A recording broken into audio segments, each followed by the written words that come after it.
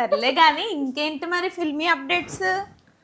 పవన్ కళ్యాణ్ దిల్ రాజ్ ప్రొడక్షన్లో అనిల్ రావిపూడి డైరెక్షన్లో ఒక మూవీ రాబోతుందంట. అలాగే సురేందర్ రెడ్డి డైరెక్షన్లో ఇంకో మూవీ రాబోతున్నట్టు సోషల్ మీడియాలో ఈ న్యూస్ తెగ వైరల్ అవుతుంది.